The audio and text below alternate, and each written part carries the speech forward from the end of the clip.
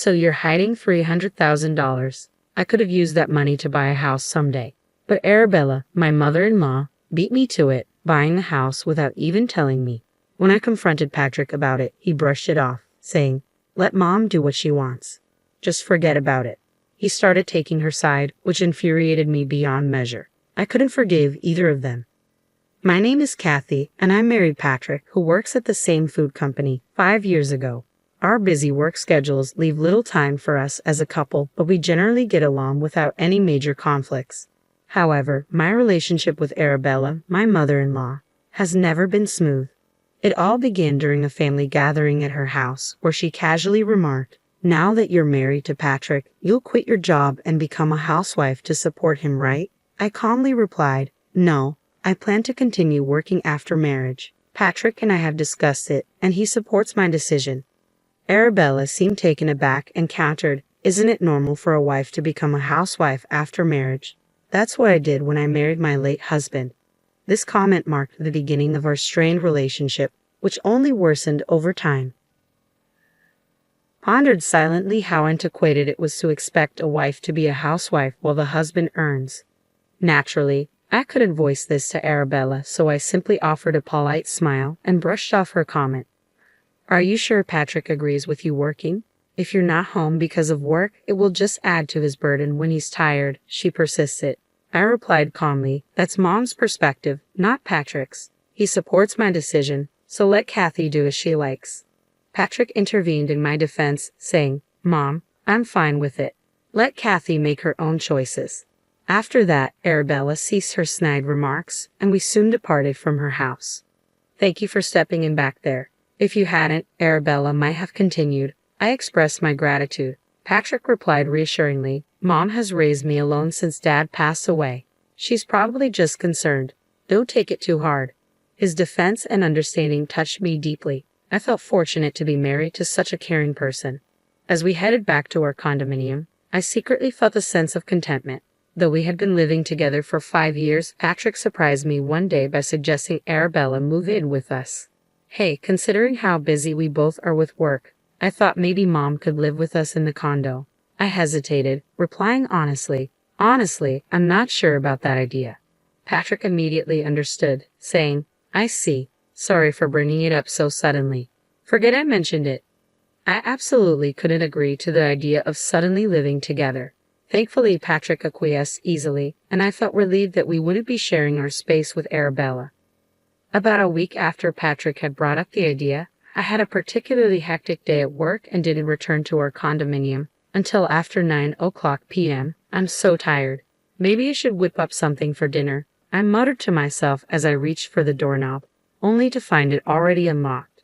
Patrick must have gotten home earlier than usual today. Normally, he texts me when leaving work, but it seemed he'd forgotten this time. Without much thought, I entered the apartment. Whoa a day. "Oh, you're back," a voice greeted me unexpectedly. "Ha? Arabella, you're here. Where's Patrick?" I asked, bewildered. "Patrick hasn't returned yet. He gave me a spare key, so I let myself in," she explained casually. "A spare key? I had no idea," I stammered, taken aback by her sudden presence, unable to conceal my surprise. "Stop standing there. Can you make dinner? I've been waiting for you to get home," Arabella demanded as soon as I entered. "Hi, Arabella, haven't you eaten dinner yet?" I asked, surprised. "No, I haven't. It's quite audacious to barge into someone's home and expect dinner," I thought to myself, but couldn't bring myself to rudely send her away. "Ah, I see. Okay, I'll make something simple. Is that okay?" "Just a moment. Are some groceries missing? Did I use that much?" I wondered aloud, noticing the fridge seemed emptier than yesterday. "Anything simple will do. Just hurry up, dear. I'm famished," Arabella insisted. "Please wait a moment. I'll whip something up quickly," I replied, rushing to prepare dinner for her. "Thank you. Let's see how it tastes," Arabella commented after tasting the soup I had made. "What is this? It's terrible." "Ha! What did she just say? Did she really call my soup terrible?" I thought in disbelief. "I said it's terrible. Did you not hear me?" Arabella repeated sharply. "I heard you. It wasn't a misunderstanding," I responded firmly, trying to keep my composure. "You're always so busy with work. That's why you can only manage to cook this kind of meal." You should quit your job and become a proper housewife. Arabella continued, her resentment clear. But Patrick always tells me he loves my cooking. Perhaps he's just trying to please you. Can't you see that? I retorted, feeling frustrated by her persistent criticism.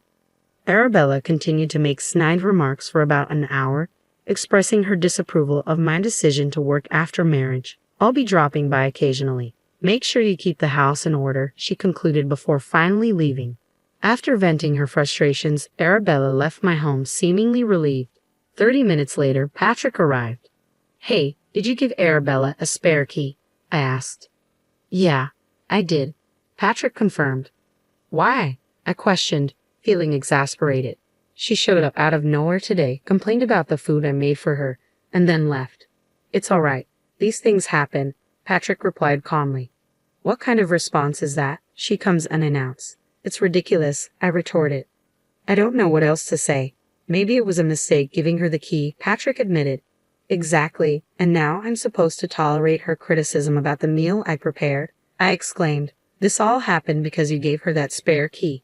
My words seemed to strike a nerve with Patrick, who suddenly grew angry. Maybe you should have just agreed to have Mom live with us. I'm tired. I'm going to bed. I don't need dinner, he snapped. Am I to blame? Wasn't it you who agreed it was a bad idea? I shot back, feeling hurt by Patrick's unexpected reaction. The following day, and every day after that, Arabella continued to visit our home, criticizing everything from cleanliness to laundry. Enduring her daily complaints might have been bearable on its own. However, a week into Arabella's frequent visits, I noticed something odd. The groceries are disappearing again, and the detergent I had stocked up on is gone too, I remarked, puzzled by the sudden disappearance of household items. Our condominium and Arabella's place were just a 10-minute walk apart. It seemed strange that groceries and everyday essentials were disappearing daily. Reluctantly, I began to suspect Arabella might be sneaking in and taking them. Arabella, have you been taking things from our house? I finally mustered the courage to ask one day when she came over. I hoped it was all a misunderstanding, but her response dashed that hope. Oh, so you found out, Arabella admitted nonchalantly. You can't just take things without asking. These are household supplies and food, I protested. What's the harm? It's my son's house, after all. It's wasteful to let food spoil, especially since you're hardly ever home because of work, she justified, unapologetic. I was taken aback by her audacity. While I understood this was also Patrick's home, her actions felt intrusive and disrespectful. Oh, by the way, I found out about your $300,000 in savings, Arabella continued casually. What? What are you talking about? I have no idea, I exclaimed, shocked by her revelation. You found it on my banking card. I saw the amount when I checked it. You can withdraw money with just the card, right? She asked, as if it was a perfectly reasonable thing to do. Do you know the PIN? You had it written on a note stuck to your banking card, remember? Arabella remarked casually. I messed up. I never thought anyone would look at my banking card, so I was careless, I admitted, feeling shocked and betrayed. That's right. I found the note with the PIN on it, Arabella confirmed, almost amused. I've been wanting to live in a nicer house. This worked out perfectly, she added with a laugh before leaving my house. I couldn't forgive what had happened, Arabella using my money like that to buy a house without my permission. When I confronted Patrick about it, his response was dismissive. Just let Mom do what she wants. Forget about the $300,000, he said casually, as if it were inconsequential that such a large sum had been taken without consent. This mother and son duo are unbelievable, I fumed. At that moment, any remaining affection I had for Patrick evaporated. Feeling deeply betrayed and taken advantage of, I decided it was time to take revenge on both of them. The next day, I invited Arabella over again to confirm if she had indeed used my money to buy a house. Determined to gather solid evidence, I discreetly started the voice recorder on my phone before confronting her. Yesterday, you mentioned using $300,000 for my banking card to buy a new house. Is that true? I asked directly. Yes, it's true. I've already paid the down payment, and construction has begun. With your banking card, it's essentially mine, Arabella admitted without hesitation. But having the banking card doesn't mean anything. How do you plan to withdraw the money? I asked Arabella, trying to maintain my composure. Just by pretending to be you and signing? Of course, she replied with a smirk. Arabella, that's illegal. It's theft. I protested, shocked by her brazen admission. Call it what you want. Who would have thought you, who can't even manage household chores properly, had saved up so much? At least you're good for something. That's all. You can have the banking card back. Thanks for having me over today, she said dismissively, brushing off my concerns. I was seething with anger, tempted to grab the card back forcefully, but I held myself back and let her leave. Despite my frustration, I had managed to gather evidence of Arabella taking the banking card from my house. Enjoy it while you can, Arabella, I muttered under my breath. The following day, I called Arabella, devising a plan to lure her back to my house under the guise of settling the issue. Arabella, you can keep the banking card, but you'll need my identification to withdraw any money. I'll handle the withdrawal for you. Can I hold on to the banking card for now? I asked, feigning cooperation. Oh, I didn't realize that. I'll bring you right over. Thanks, Arabella replied eagerly. I informed her of this over the phone, but I had no intention of actually withdrawing $300,000. In this day and age, withdrawing such a large sum without proper identification is impossible. How could she be so naive? She was solely focused on quick money with no regard for the fact that her actions were criminal. Once I retrieved the banking card from Arabella, I wasted no time heading to the police station. I need to report a crime, I said firmly as soon as I arrived. Yes, my mother-in-law took my banking card without permission and was trying to use it to purchase a new house. I explained to the police officer. Wait, not you purchasing. No, not me. My banking card was stolen. I would like to file a report, I clarified firmly. The police listened attentively, understanding the seriousness of the situation, and accepted my report. Later that evening, I informed Patrick that I had filed a report with the police. I told the police about Arabella stealing my banking card. She might get arrested soon. I informed him. What? Why would Mom get arrested by the police? Patrick reacted with surprise. Don't you understand that what Arabella is doing is a serious crime? I responded, frustrated by his lack of concern. Even so, did you have to involve the police? It's pointless talking to you. You always say we should let your mom do as she pleases. Why should I just hand over a large sum of money to her? Patrick countered defensively. How can you speak of your mother-in-law like that? I shot back, hurt by his dismissive tone.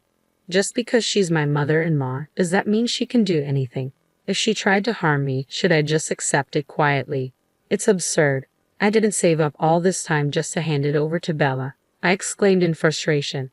Well, she's enough of an old hag for sure, Patrick retorted sharply. Hearing his harsh words, I was taken aback. Patrick stormed off to his room. When he returned to the living room, he threw his divorce papers at me. I never expected you to say something like that. Sign this, he demanded, his tone cutting through the air. I never imagined. You always had these papers ready, I responded quietly, stunned by his sudden reaction. Well, if that's how you feel, then so be it. I'm tired of this anyway, being threatened, I said, my voice trembling slightly as I reached for the papers. Patrick seemed surprised by my swift agreement. After signing the papers, I handed them back to him, silently displaying the divorce agreement. Here, this is what you wanted, right? I handed Patrick the signed divorce papers with a mix of resignation and sadness. Yes, Patrick replied quietly.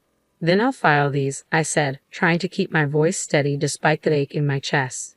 He took the papers without another word, his expression unreadable. After our brief exchange, he hurriedly left the house in the middle of the night. I suspected he went to Arabella's house. 20 minutes later, my phone rang.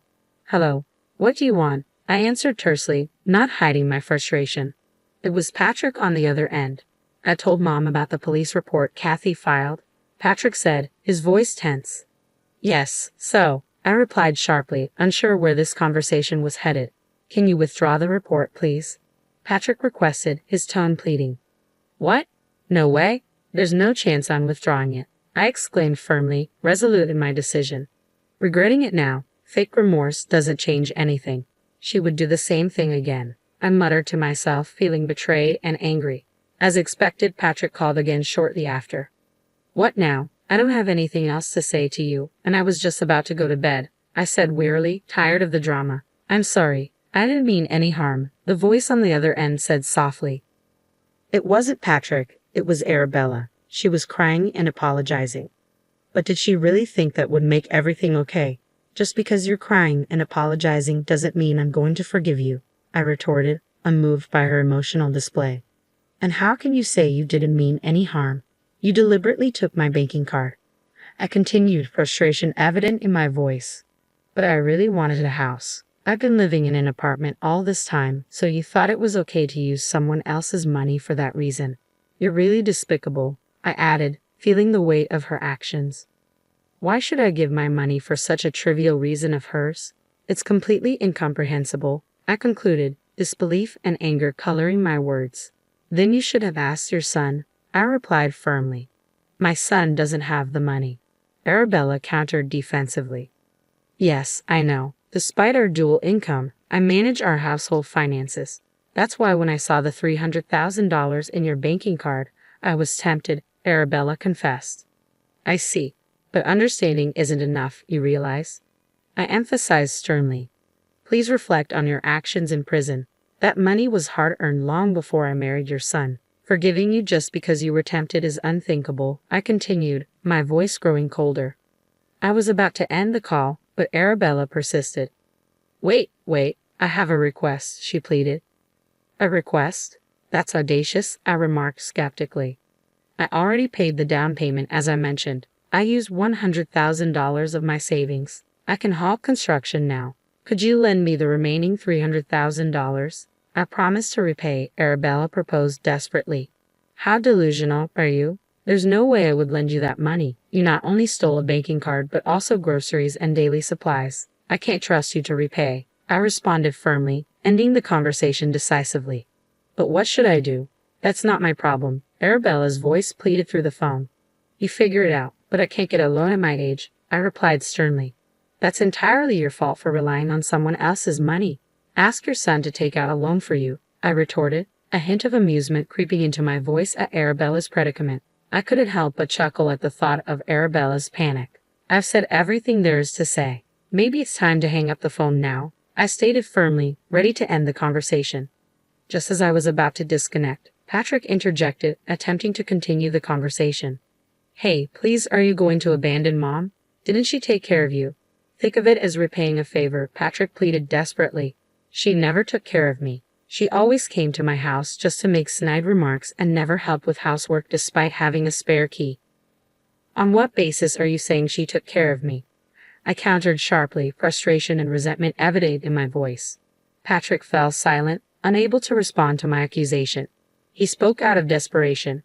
Perhaps he hoped appealing to my emotions would convince me to provide assistance. I mused aloud.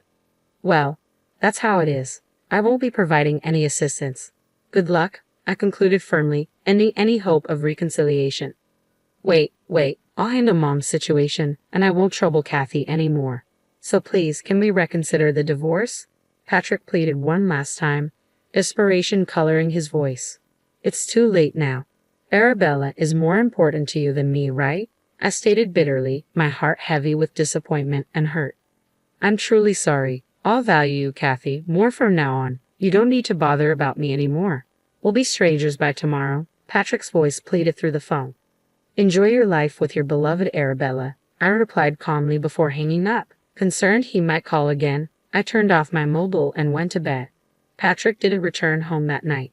They were likely consoling each other. The next morning, I took a day off work to file the divorce papers. Patrick and I were now strangers. Arabella's fate was no longer my concern. For the 3 days before I left our home, Patrick barely spoke to me. I didn't initiate conversation either. Planning to move back to my parents' house, despite the hour-long commute to work, I packed up my belongings. As I left, Patrick said just one thing. I'm sorry for everything up till now. Ignoring him, I walked away. It was a stark end to a once loving marriage. Strangely, I didn't feel sad. I felt relieved to be free from such a toxic mother and son. I can't forgive them after everything. They brought this upon themselves, neglecting and defending Arabella. If Patrick had stood up to her when she stole my banking card, maybe things could have been different. They underestimated me. I wasn't going to be continually wronged. Now they face the consequences of their actions, working to repay their debts. It's their own doing, their karma, I reflected as I drove to my parents' house. A week later, the police called to inform me of Arabella's arrest for theft. Not living with Arabella played a crucial role in her arrest. If you had been living together, it might have complicated things due to the familial nature of the theft. I understand. I'm grateful she was apprehended. Thank you, I responded, relieved by the news. Now Arabella will have time to reflect on her crimes, I thought. Just then, Patrick called. Mom has been arrested, he stated solemnly. I know, the police informed me. I can't manage the loan payments alone now that Mom's gone, Patrick admitted. So what? You're not asking me for help again, are you? I replied firmly. No, I mean, please don't call me again, Patrick faltered. I ended the call and blocked his number to avoid further contact. A month later, I heard from a colleague. Hey, did you hear? Patrick quit the company. Though we worked at the same place, we rarely crossed paths. The news of Arabella's theft and arrest had spread, making it untenable for him to stay. I didn't spread the news, I assured my colleague. I don't know what happened to him after that, but he must be struggling with the loan repayments, my colleague remarked. 3 years later, I found happiness again. I married someone who cherished me deeply, and my new in-laws welcomed me with love. Finally, I felt genuine happiness. I hope nothing like this ever happens again, I whispered, grateful for the peace and love in my life now.